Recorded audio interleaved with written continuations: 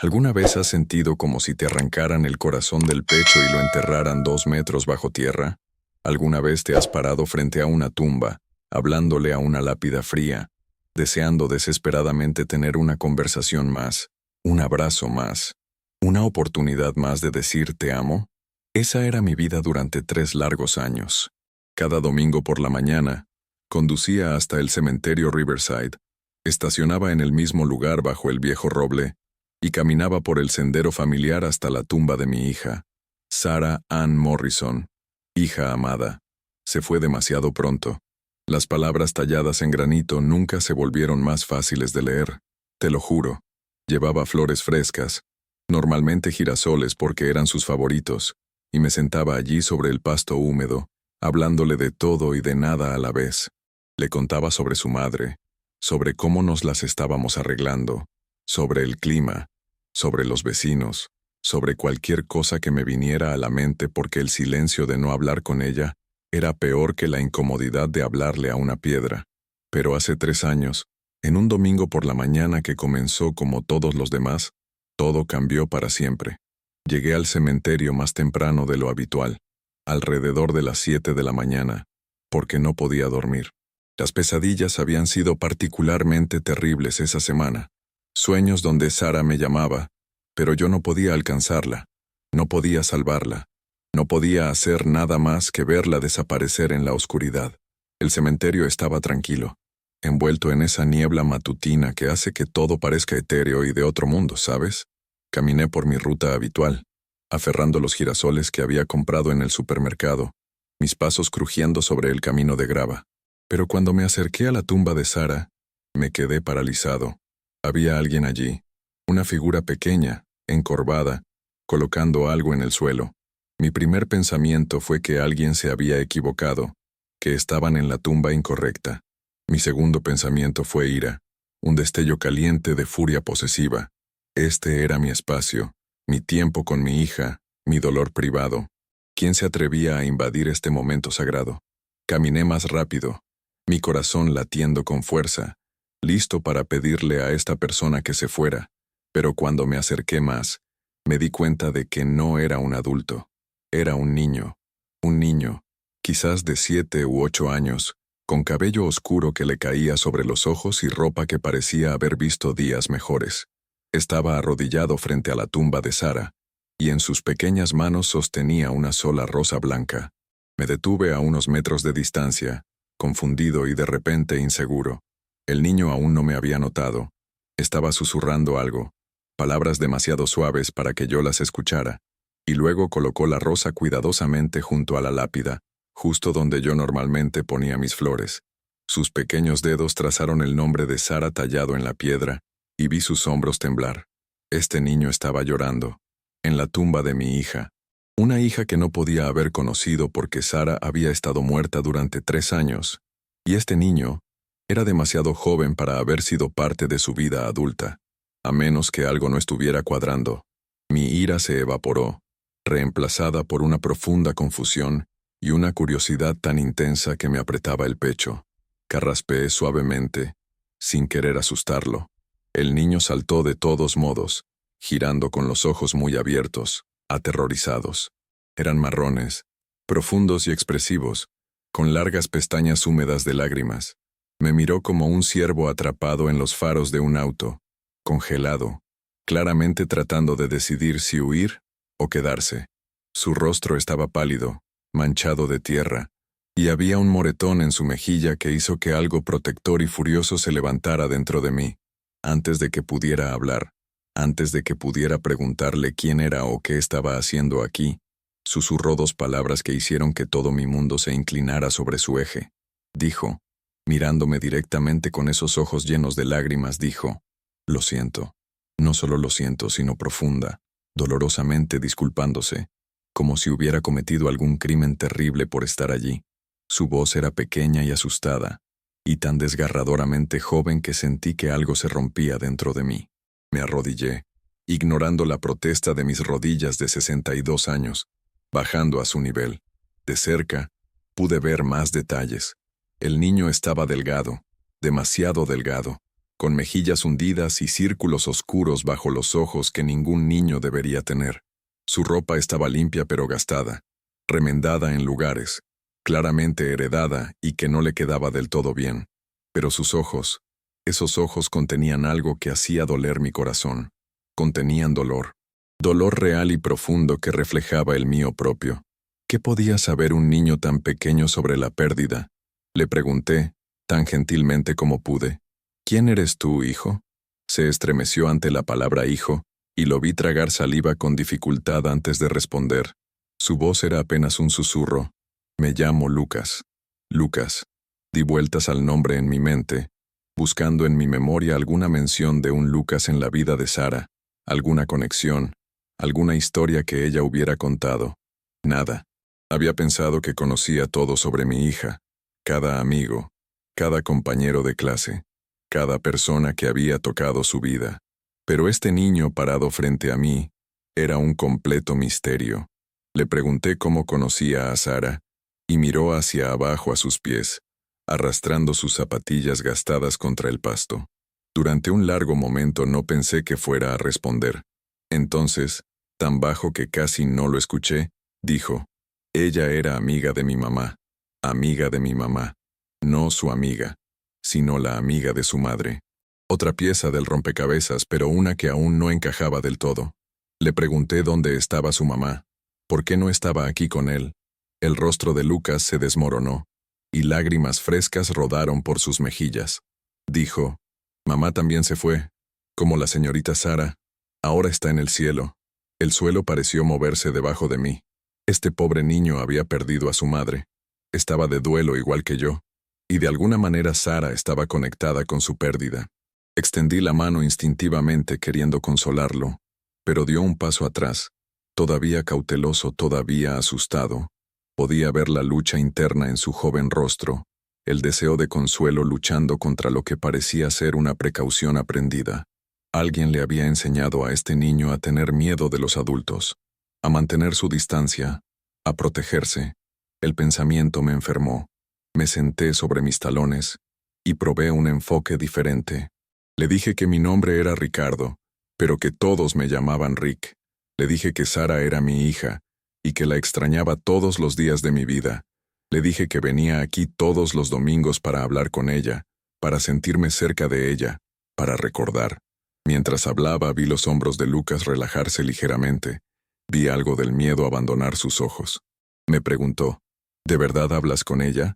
Y había tanta esperanza en su voz, tanta necesidad desesperada de creer que nuestros seres queridos de alguna manera aún podían escucharnos. Asentí y dije que sí, que lo hacía, porque aunque no sabía si ella podía escucharme, me hacía sentir mejor creer que podía. Hacía el dolor un poco más soportable, ¿entiendes? Nos sentamos allí juntos por un rato, este extraño niño y yo, frente a la tumba de mi hija en la niebla de la mañana temprana. Le hice más preguntas, preguntas suaves e indagatorias, tratando de entender esta conexión que nunca había sabido que existía. Lucas me contó que su madre, María, había trabajado con Sara en una pequeña organización sin fines de lucro en el centro de la ciudad, algo sobre ayudar a familias sin hogar a encontrar vivienda. Recordaba vagamente que Sara mencionaba a una María, pero había mencionado muchos nombres del trabajo, y nunca había prestado suficiente atención. Dios mío, cómo lamentaba eso ahora. Cuántos detalles de su vida me había perdido porque había estado demasiado ocupado, demasiado preocupado con mis propias preocupaciones, demasiado confiado en que siempre habría más tiempo para hacer preguntas y realmente escuchar las respuestas. Lucas me contó que su madre había estado enferma durante mucho tiempo, cáncer que la había consumido, hasta que no quedaba nada más que dolor y despedidas. Sara los había visitado a menudo, había traído comestibles y ayudado a pagar cuentas y pasado tiempo con Lucas cuando María estaba demasiado débil para cuidarlo. Sara había estado allí, presente y cariñosa, y yo no había sabido nada al respecto. La realización fue tanto reconfortante como devastadora. Reconfortante porque confirmaba lo que siempre había creído sobre mi hija, que tenía un corazón generoso y un compromiso feroz con ayudar a otros. Devastador porque me lo había perdido por completo. Había estado tan envuelto en mi propia vida que no había visto este mundo completamente diferente, en el que ella estaba involucrada. Lucas dijo que después de que María murió hace 6 meses, lo habían puesto en cuidado de crianza temporal. La forma en que dijo cuidado de crianza dejaba claro que no era una buena situación. No elaboró, pero pude llenar los espacios en blanco por el moretón en su rostro, por el miedo en sus ojos, por la forma en que se había estremecido cuando me había acercado a él. Mi corazón se estaba rompiendo por este niño, esta pequeña persona que había perdido tanto, y parecía no tener a nadie luchando por él. Le pregunté cómo había llegado al cementerio, y apartó la mirada, avergonzado. Dijo que se había escabullido temprano esta mañana, mientras sus padres de crianza todavía dormían. Había caminado las 3 millas desde su casa hasta aquí, porque hoy habría sido el cumpleaños de su mamá, y necesitaba visitar a la señorita Sara, porque la señorita Sara le había prometido a su mamá que cuidaría de él. Las piezas finalmente estaban comenzando a encajar, formando una imagen que nunca había imaginado. Mi hija, en sus últimos meses, había hecho una promesa a una mujer moribunda de cuidar a su hijo. Y luego, Sara misma había muerto, dejando a Lucas solo y desprotegido. El peso de esa promesa rota, sin culpa de Sara, presionaba sobre mí como algo físico. Miré a este niño, realmente lo miré, y vi no solo dolor y miedo, sino también resistencia y esperanza luchando por sobrevivir. Tomé una decisión en ese momento, parado en un cementerio con un niño que acababa de conocer, una decisión que cambiaría nuestras vidas para siempre. Le dije a Lucas que quería ayudarlo, que pensaba que Sara querría que lo ayudara, que tal vez podríamos ayudarnos mutuamente a través de nuestro dolor. Me miró con tanta esperanza cautelosa que casi me destruyó. Preguntó, ¿en serio? Y dije que sí, en serio. Le pedí los nombres y la dirección de sus padres de crianza. Le dije que iba a investigar su situación, ver qué se podía hacer. Lucas parecía dividido entre la esperanza y la desesperación, queriendo creer pero temeroso de confiar. Antes de que pudiera responder, escuchamos un auto detenerse en el área de estacionamiento. Los ojos de Lucas se abrieron con pánico. Dijo, «Tengo que irme. Estarán muy enojados si saben que me fui». Comenzó a correr, pero lo llamé. «Lucas, espera. Vuelve el próximo domingo. A la misma hora. Estaré aquí». Se detuvo, me miró, y asintió rápidamente antes de desaparecer en la niebla de la mañana como un fantasma. Me quedé allí durante mucho tiempo después de que se había ido, mirando la rosa blanca que había dejado en la tumba de Sara junto a mis girasoles. Mi mente estaba dando vueltas, mi corazón estaba latiendo, y sentí algo que no había sentido en 3 años. Sentí esperanza. Caramba. Porque de repente, mi dolor tenía un propósito. De repente, había algo que podía hacer, alguien a quien podía ayudar, una manera de honrar la memoria de Sara que iba más allá de hablar con una lápida. Saqué mi teléfono y llamé a mi esposa. «Margarita», contestó al segundo timbrazo, su voz espesa de sueño. Todavía era temprano un domingo por la mañana. Después de todo, le conté todo, las palabras saliendo en tropel, sobre Lucas, sobre María, sobre la promesa secreta de Sara, sobre el moretón y el miedo y la necesidad desesperada en los ojos de este niño. Margarita estuvo en silencio durante un largo momento después de que terminé. Luego dijo, «Rick, no podemos salvar a todos los niños en el sistema de cuidado de crianza. No podemos arreglar esto». Pero escuché algo más en su voz, algo que sugería que quería intentarlo de todos modos. Dije, «Sé que no podemos salvar a todos, pero tal vez podamos salvar a este». Sara habría querido que lo intentáramos. Margarita suspiró, pero no fue un sonido de derrota. Fue un sonido de aceptación, de una mujer que había estado casada conmigo durante 38 años y sabía cuándo había tomado una decisión sobre algo. Dijo, «Está bien, ¿qué necesitamos hacer?». Esas palabras, esa simple pregunta, abrieron una puerta que había pensado que estaba permanentemente cerrada. La puerta a un futuro que contenía algo más que dolor y vacío, y domingos interminables en un cementerio. No lo sabía entonces, parado allí con Margarita en el teléfono y la rosa blanca de Lucas a mis pies, pero estaba a punto de embarcarme en el viaje más desafiante, frustrante, desgarrador y en última instancia, gratificante de mi vida. ¿Alguna vez te has sentido completamente perdido? ahogándote en un dolor tan profundo que no podías imaginar volver a encontrar el camino a la superficie. Ahí es donde estaba yo antes de que Lucas apareciera en la tumba de Sara. Había estado pasando por los movimientos de vivir sin estar realmente vivo, existiendo en un mundo gris donde nada importaba porque la persona que más había importado se había ido para siempre. Sara había sido nuestra única hija, nuestro bebé milagro después de años de intentos y tratamientos de fertilidad y oraciones que finalmente habían sido respondidas. Desde el momento en que nació, con sus pequeños dedos envueltos alrededor de los míos y sus brillantes ojos azules mirándome, supe que mi propósito en la vida era protegerla, guiarla, amarla incondicionalmente. Había hecho lo mejor que pude, o eso había pensado. Había trabajado duro para proveer a nuestra familia. Había entrenado a su equipo de fútbol cuando tenía 8 años.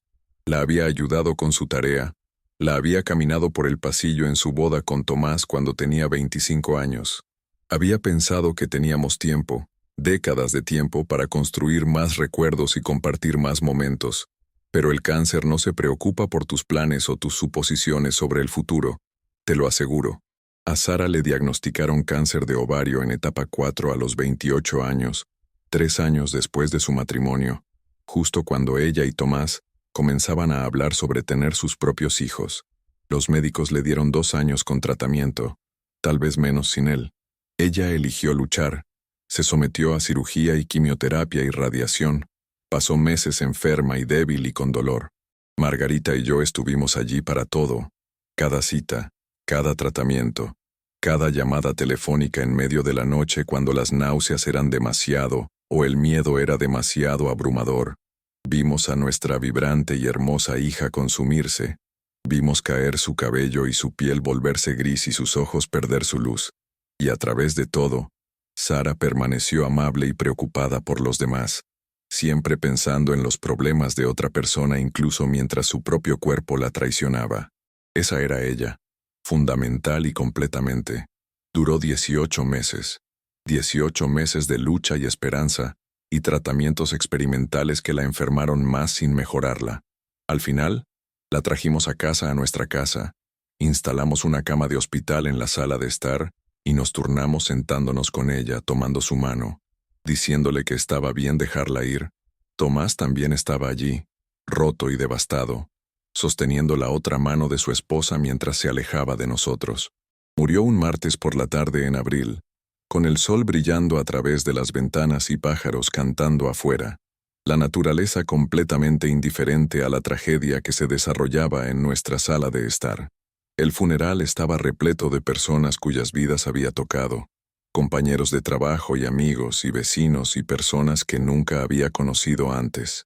Todos tenían historias sobre la bondad de Sara, su generosidad, su compromiso con ayudar a otros.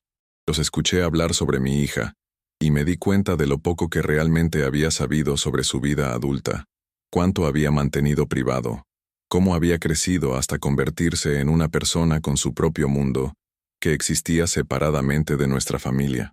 Después de que murió, Tomás finalmente se mudó, incapaz de soportar quedarse en una ciudad llena de recuerdos de Sara.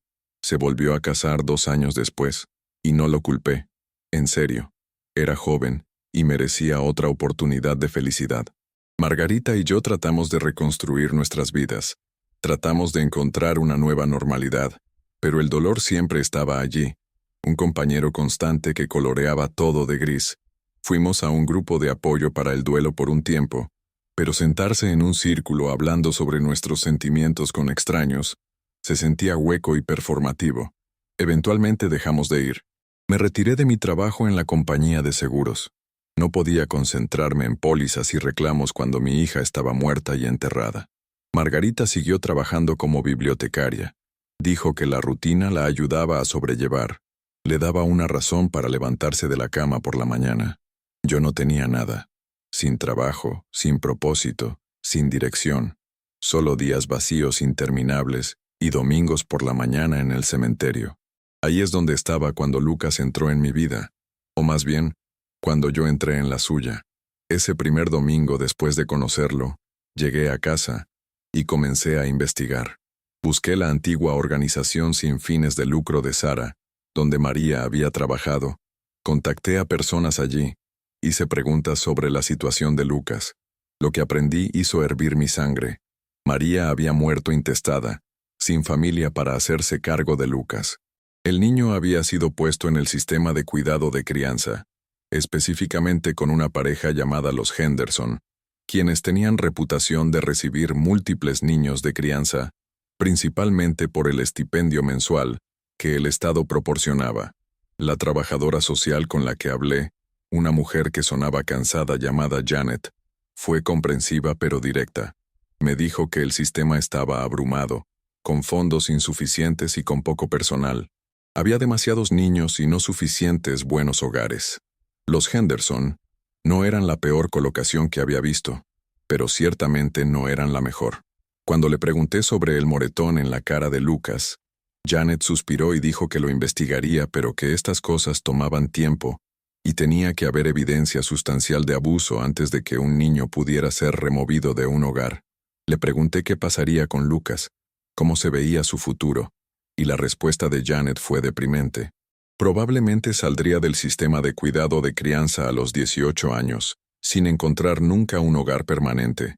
Probablemente lucharía con problemas de apego y problemas de confianza. Estaría estadísticamente en mayor riesgo de quedarse sin hogar, abuso de sustancias y encarcelamiento. Estadísticas. Eso es lo que esta mujer me estaba dando. Números fríos que reducían la vida de Lucas a probabilidades y porcentajes. No podía aceptar eso. No lo aceptaría. Le pregunté a Janet qué opciones existían para alguien que quisiera ayudar a Lucas específicamente, y hubo una larga pausa al otro lado de la línea. Luego dijo, ¿está preguntando sobre convertirse en padre de crianza o sobre adopción? La pregunta quedó suspendida en el aire entre nosotros, pesada con implicaciones y posibilidades y el peso del compromiso. Tenía 62 años, recién retirado, todavía profundamente en duelo por perder a mi hija. ¿Realmente estaba considerando acoger a un niño? ¿Comenzar de nuevo con la responsabilidad de criar a otra persona? Margarita y yo ya habíamos criado a nuestro hijo. Ya habíamos pasado por noches sin dormir y proyectos escolares y drama adolescente. Se suponía que estábamos entrando en la fase relajante de nuestras vidas, viajando y disfrutando de nuestro retiro y tal vez mimando a los nietos si Sara hubiera vivido lo suficiente para dárnoslos. Pero esos planes estaban muertos, enterrados con Sara. Y aquí estaba este niño, este chico que había amado a mi hija y había sido amado por ella a cambio, que necesitaba a alguien que luchara por él, que lo protegiera, que le diera la oportunidad de vida que Sara habría querido que tuviera. Le dije a Janet que necesitaba discutirlo con mi esposa, pero sí, lo estaba considerando seriamente. Me dio información sobre el proceso, sobre verificaciones de antecedentes y estudios de hogar, y comparecencias ante el tribunal, y la larga pesadilla burocrática que era el sistema de cuidado de crianza. Parecía diseñado para desalentar a las personas de ayudar, para hacer el proceso tan difícil e invasivo, que solo los más decididos lo lograrían. Pero había sobrevivido viendo morir a mi hija. Podía sobrevivir algo de papeleo y entrevistas. Esa noche, me senté con Margarita en nuestra mesa de cocina, la misma mesa donde habíamos compartido miles de comidas como familia, donde Sara había hecho su tarea y planeado su boda, y más tarde donde se había sentado con nosotros y nos había contado sobre su diagnóstico. Expuse todo lo que había aprendido, todo lo que estaba pensando, y luego esperé la respuesta de Margarita. Me miró durante mucho tiempo, sus ojos buscando en mi rostro algo. Luego dijo, «Rick, ¿estás tratando de reemplazar a Sara?» La pregunta me golpeó como un golpe físico. ¿Lo estaba haciendo? ¿Era esto algún intento desesperado de llenar el agujero con forma de Sara en mi vida con otro niño? ¿De alguna manera deshacer la pérdida salvando a alguien que ella había cuidado? Pensé en ello. Realmente pensé en ello, examinando mis motivaciones con brutal honestidad. Finalmente dije, no puedo reemplazar a Sara. Nada ni nadie podrá reemplazarla jamás. Pero creo que la muerte de Sara rompió algo fundamental en mí. Me hizo darme cuenta de lo frágil y preciosa que es la vida. Cómo no tenemos tiempo ilimitado para hacer las cosas que importan. Lucas necesita ayuda ahora mismo, hoy. y estoy en posición de dársela. Sara querría que lo ayudara. Y honestamente, Margarita, necesito esto. Necesito sentir que estoy haciendo algo que importa, algo que honra su memoria de una manera real y tangible. Los ojos de Margarita se llenaron de lágrimas, y extendió la mano a través de la mesa para tomar la mía. Dijo, va a ser difícil. Él va a tener trauma y problemas de confianza y problemas de comportamiento. Ya no somos jóvenes, Rick. No tenemos la energía que teníamos cuando estábamos criando a Sara.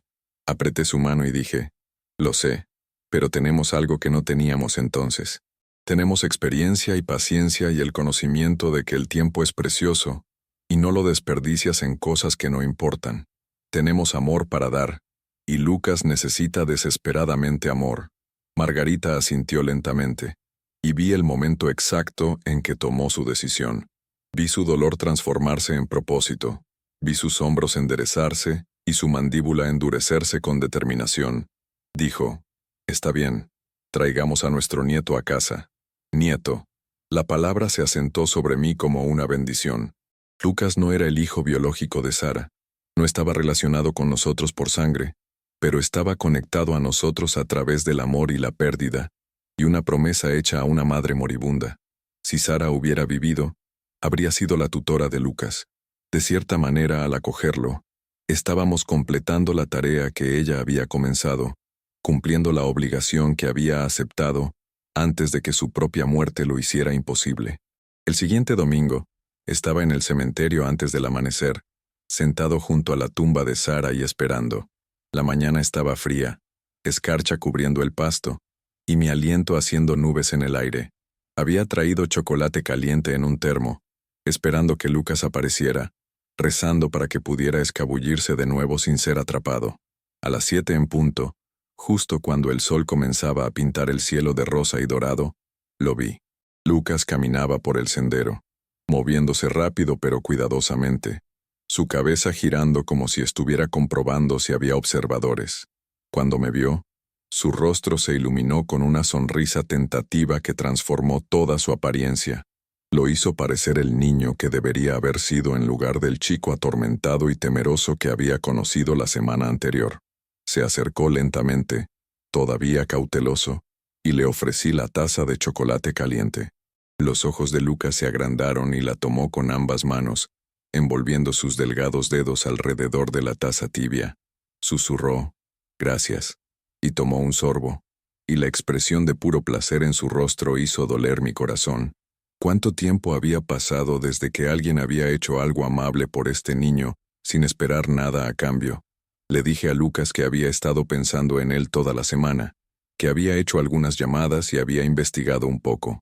Le dije que quería ayudarlo, que mi esposa Margarita y yo queríamos ver si tal vez él podría venir a vivir con nosotros, si él quería eso. Vi a Lucas procesar esta información. Vi esperanza e incredulidad y miedo perseguirse unos a otros en su joven rostro. Dijo, ¿por qué me querrían? Y la pregunta fue tan desgarradora, tan reveladora de lo poco que este niño se valoraba a sí mismo, que tuve que tomarme un momento para componerme antes de responder. Dije, porque Sara se preocupaba por ti, y cualquier cosa que Sara cuidaba me importa a mí, porque eres un buen chico que merece algo mejor de lo que tienes, porque Margarita y yo tenemos mucho amor, y ningún lugar donde ponerlo desde que Sara murió, y tal vez podamos ayudarnos mutuamente. Lucas estuvo callado durante mucho tiempo, mirando la tumba, la rosa blanca de su madre que ahora estaba marchita, pero todavía allí donde la había colocado la semana anterior. Luego preguntó, ¿y si no me dejan ir? ¿Y si los Henderson dicen que no? Había pensado en esto.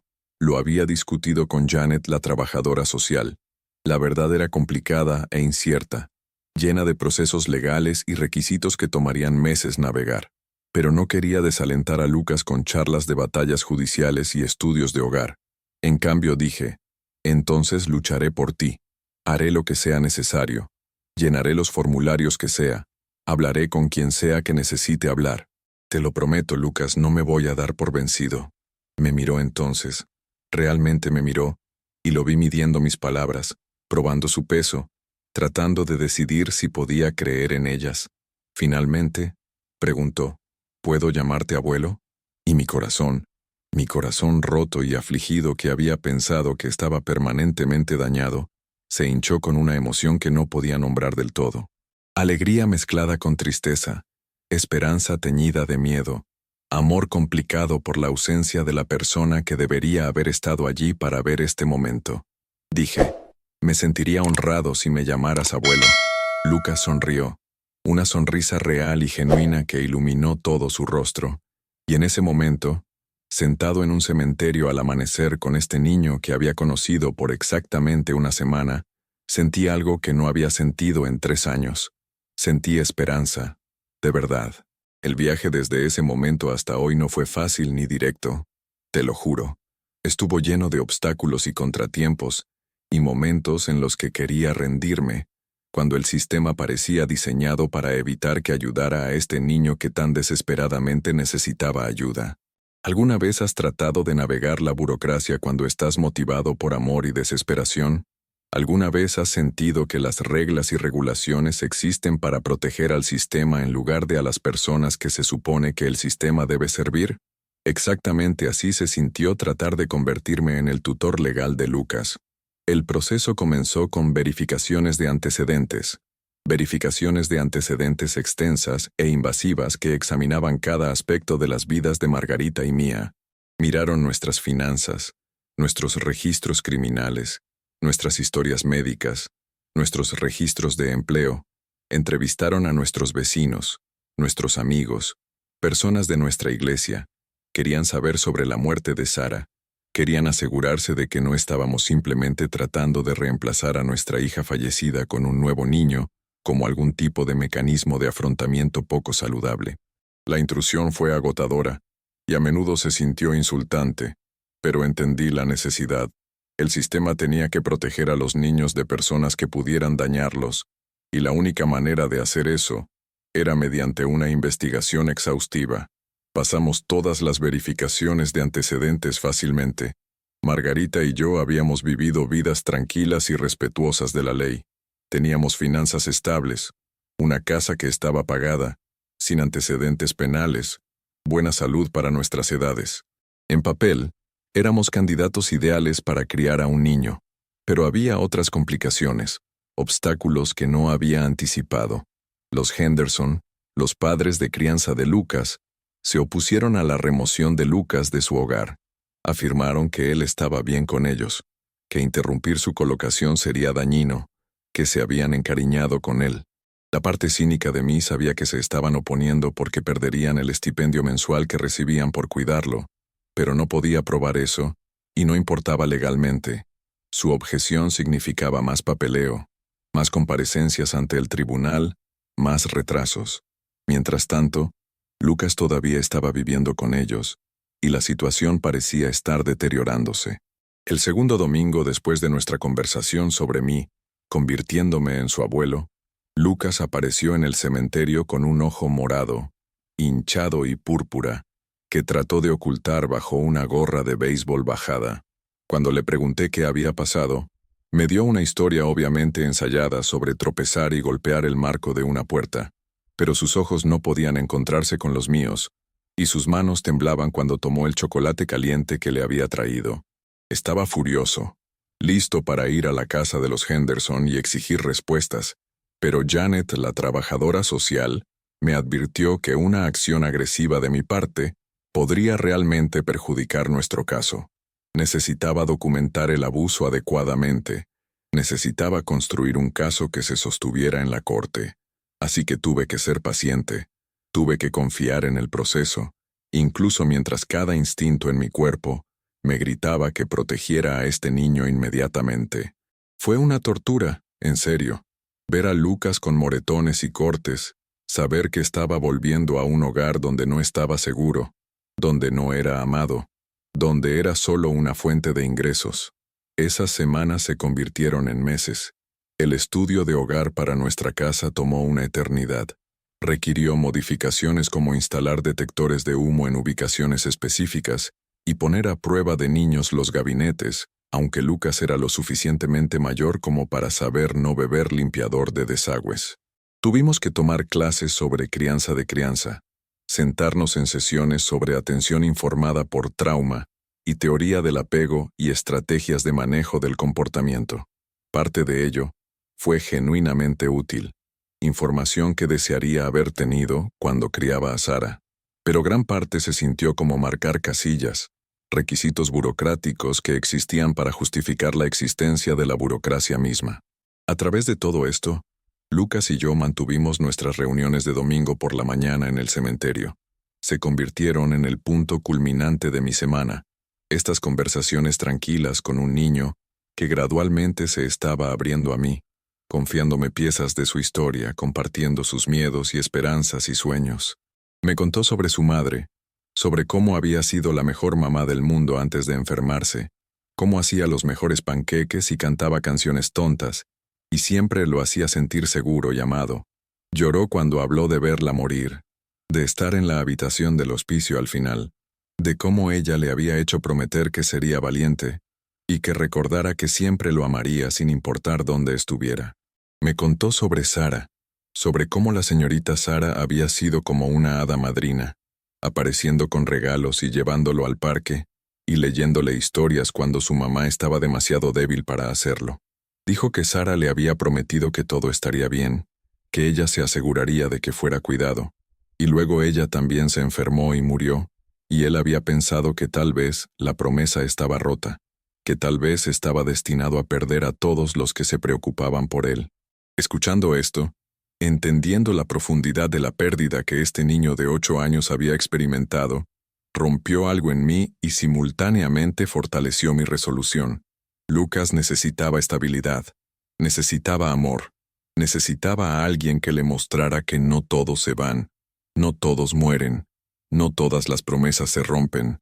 Le conté sobre la infancia de Sara, historias que él nunca había escuchado sobre ella, sobre cómo había estado obsesionada con los dinosaurios cuando tenía 5 años, podía nombrar cada especie, e insistía en ser paleontóloga para Halloween, sobre cómo había tenido terror a las tormentas eléctricas hasta que tenía 10 años, se metía en la cama entre Margarita y yo cada vez que retumbaba el trueno, sobre su primer día de preparatoria cuando había estado tan nerviosa que había vomitado en el auto, y tuvimos que dar la vuelta y conseguirle un atuendo nuevo. Lucas escuchaba estas historias con intenso enfoque, como si estuviera memorizando cada detalle, construyendo una imagen más completa de la mujer que había sido tan importante para su madre y para él.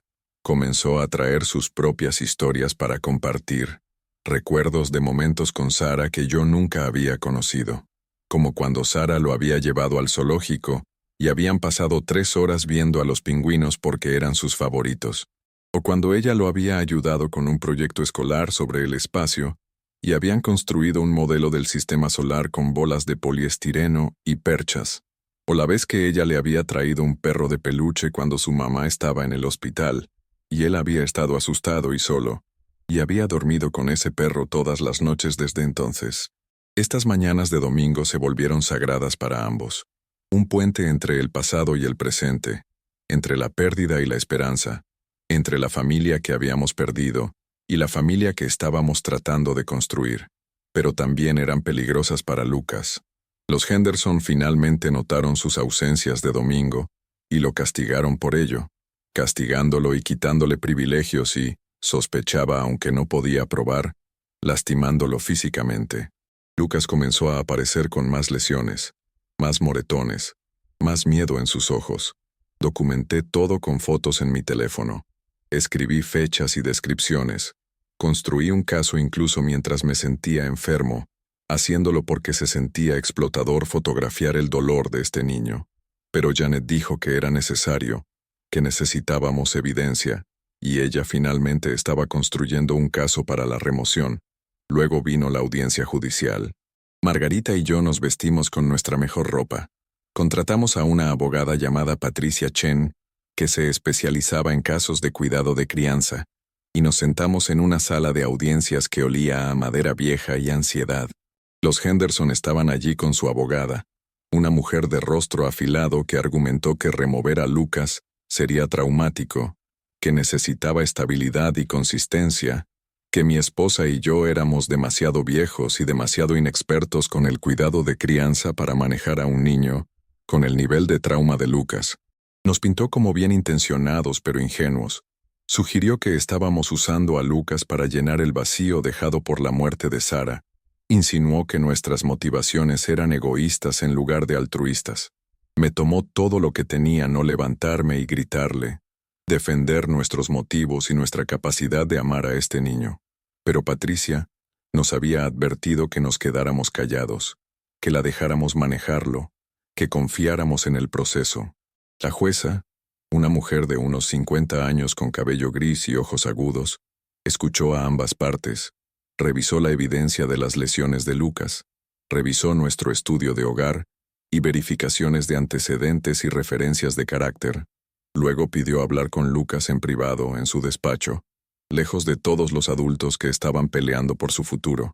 No sé qué le dijo Lucas en esa habitación, qué preguntas le hizo o cómo respondió, pero cuando salieron 30 minutos después, la jueza había tomado su decisión.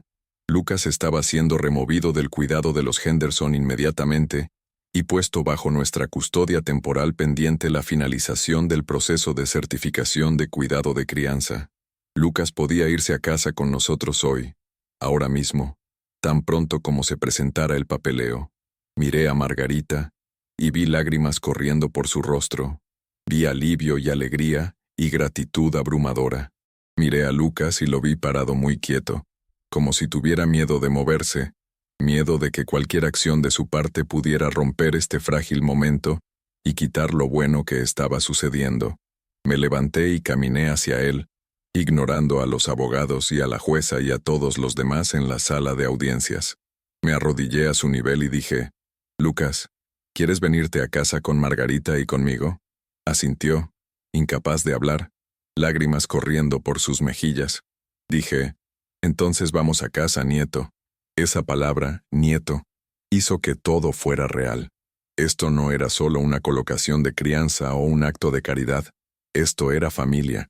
Nos estábamos convirtiendo en familia, unidos no por sangre sino por elección, por amor, por el fantasma de una hija y amiga que nos había reunido.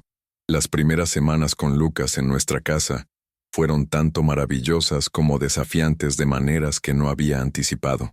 Las partes maravillosas eran obvias.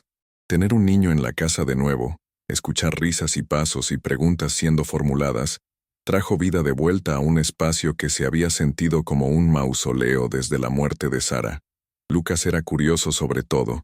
Quería explorar cada habitación. Preguntaba sobre fotos en las paredes y libros en los estantes y las historias detrás de nuestras posesiones.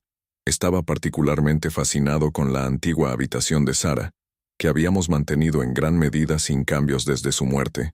Habíamos empacado algunas cosas después de que murió, pero habíamos dejado sus libros y su colección de caballos de cerámica y su birrete colgando del poste de la cama.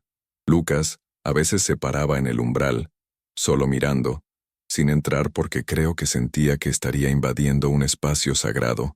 Un día, lo encontré allí y lo invité a entrar. Le mostré los libros favoritos de Sara, le conté sobre su fase de caballos cuando tenía 12 años e insistía en que quería ser veterinaria. Le mostré sus anuarios, fotos de ella en el club de teatro y en el campo de fútbol, evidencia de una vida plena antes de que el cáncer la robara. Lucas escuchó cada palabra, absorbiendo la información como si fuera preciosa, y luego preguntó si tal vez algún día esta podría ser su habitación. La pregunta me tomó por sorpresa, y vi inmediatamente que Lucas lamentaba haber preguntado. Pensó que tal vez había ido demasiado lejos, pero dije que sí, absolutamente. Esta podría ser su habitación. Necesitaríamos empacar algunas de las cosas de Sara, mantenerlas en un lugar seguro, pero esta casa era su casa ahora, y debería tener su propio espacio. La sonrisa que apareció en su rostro fue como un amanecer, pura y alegre y llena de esperanza. Pero también hubo desafíos, dificultades para las que no me había preparado completamente a pesar de todas las clases de entrenamiento. Lucas tenía pesadillas casi todas las noches. Se despertaba gritando sobre su madre o sobre cosas que sucedieron en el cuidado de crianza, de las que no hablaba durante el día. Tenía problemas de confianza. Acaparaba comida en su habitación, porque había sido inseguro en cuanto a alimentos antes. Escondía sus cosas favoritas porque esperaba que se las quitaran. Tenía problemas en la escuela. Se había atrasado académicamente porque se había mudado tantas veces. Tenía problemas de comportamiento porque no sabía cómo pedir ayuda y reaccionaba en su lugar. Margarita y yo tuvimos que aprender paciencia en un nivel que nunca habíamos practicado antes. Tuvimos que aprender cuándo presionar y cuándo retroceder, cuándo hacer cumplir las reglas y cuándo dejar pasar las cosas, cuándo consolar y cuándo dar espacio. Fue agotador, emocionalmente desgastante, y hubo momentos en los que me pregunté si habíamos cometido un terrible error, si éramos demasiado viejos para esto, si no teníamos lo que Lucas necesitaba, pero luego habría un momento de avance que hacía que todo valiera la pena, como la noche en que Lucas entró a nuestro dormitorio durante una tormenta eléctrica, asustado y temblando, y preguntó si podía dormir entre nosotros como Sara solía hacer. Dijimos que sí y se metió en nuestra cama, pequeño y vulnerable, y se durmió sosteniendo la mano de Margarita. O el día en que trajo a casa un proyecto escolar donde le habían pedido que dibujara a su familia, y nos había dibujado a los tres, más un ángel con alas etiquetado Sara y Mamá María cuidándonos. O la primera vez que nos dijo que nos amaba sin que se lo pidiéramos, simplemente lo dijo espontáneamente durante el desayuno una mañana, como si fuera lo más natural del mundo. La reacción de nuestra familia extendida a Lucas fue mixta, y a veces dolorosa. Mi hermano pensó que estábamos locos, demasiado viejos para estar criando a un niño, preparándonos para la angustia. La hermana de Margarita fue más solidaria, pero estaba preocupada por la carga financiera, por nuestra salud, por qué pasaría con Lucas si algo nos pasaba a nosotros. Algunos amigos de la iglesia fueron maravillosos. Trajeron guisos y se ofrecieron a cuidar a Lucas, y lo trataron como si siempre hubiera sido parte de nuestra familia. Otros fueron más distantes, parecían incómodos con la situación, tal vez preguntándose sobre nuestros motivos o simplemente sin saber cómo relacionarse con nuestra nueva realidad. Lo peor fue lidiar con algunos de los viejos amigos de Sara, personas que la habían conocido y llorado, y ahora parecían pensar que de alguna manera estábamos traicionando su memoria al seguir adelante con nuestras vidas. Una mujer en realidad me dijo en mi cara que pensaba que era inapropiado que estuviéramos reemplazando a Sara con un niño de crianza, como si Lucas fuera algún tipo de sustituto barato de nuestra hija. Nunca había estado tan enojado en mi vida.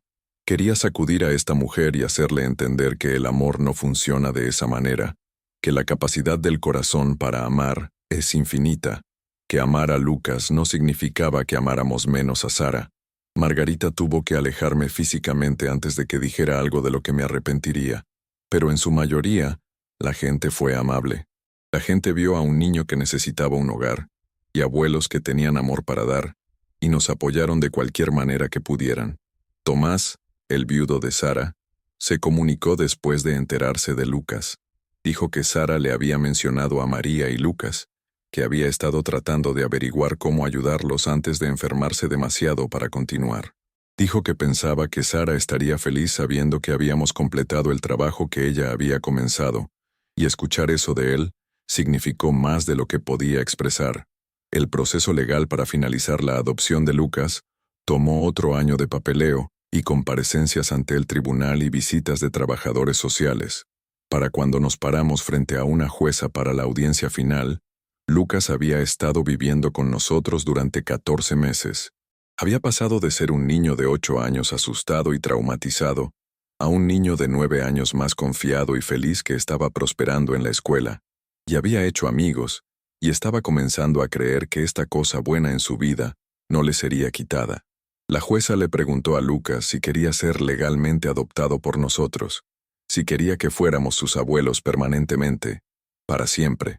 Lucas se puso de pie derecho y dijo con voz clara: «Sí, su señoría. Quiero que Rick y Margarita sean mis abuelos.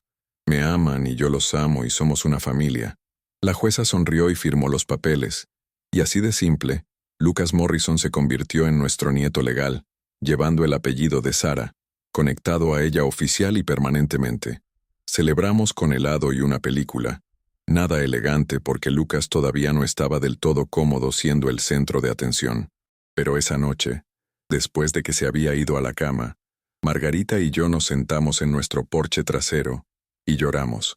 Lloramos por Sara, por los nietos que nunca llegó a darnos, por la vida que debería haber tenido. Lloramos por María, una mujer que nunca habíamos conocido pero que había criado a un niño increíble y había confiado en nuestra hija para protegerlo. Lloramos por Lucas, y todo lo que había perdido y todo lo que había soportado. Y lloramos de alivio y gratitud de que de alguna manera, de toda esa pérdida y dolor, nos habíamos encontrado y construido algo hermoso. Hoy, Lucas tiene 12 años. Es más alto ahora, comenzando a perder esa apariencia de niño pequeño y creciendo hacia el joven que se convertirá.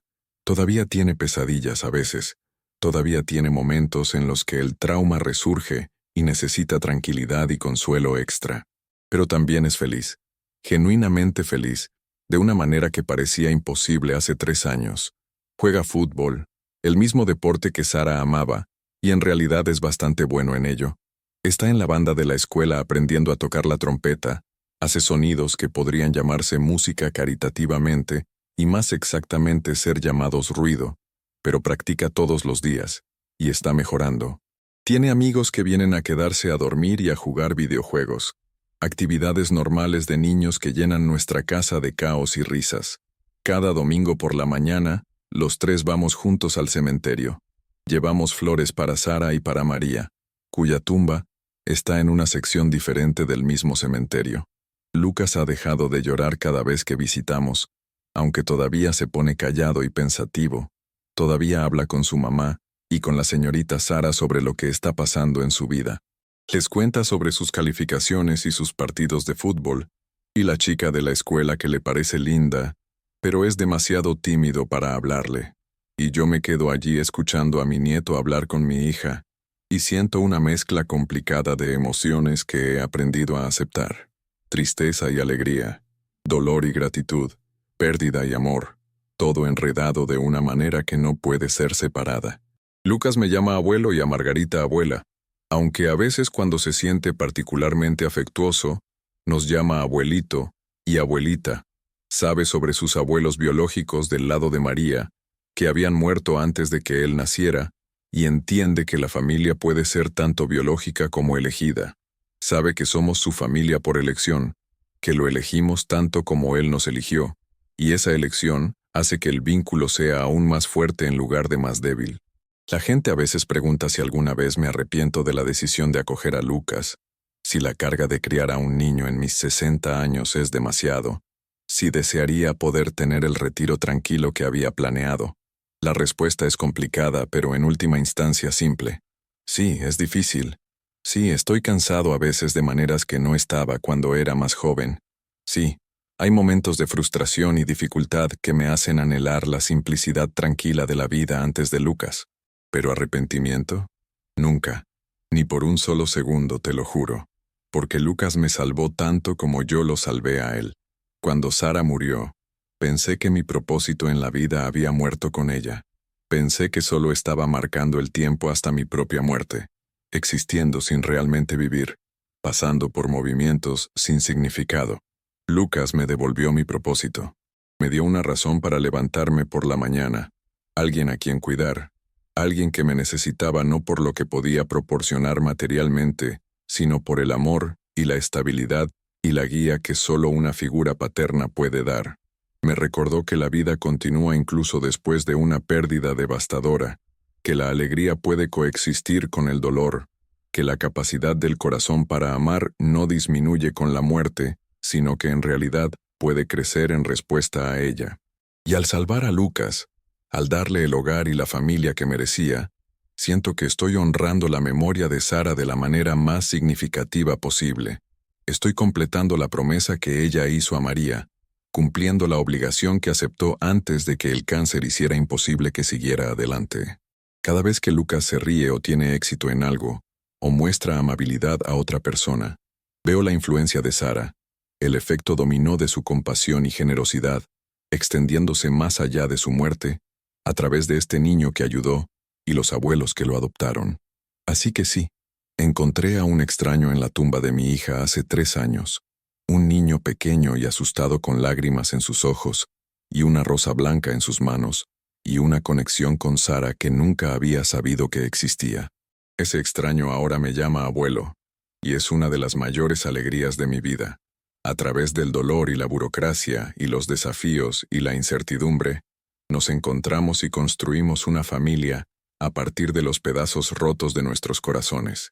Aprendimos que el amor no reemplaza la pérdida, sino que puede existir junto a ella, que seguir adelante no significa olvidar a quienes hemos perdido, sino que en realidad puede honrar su memoria más plenamente que quedarse congelado en el dolor.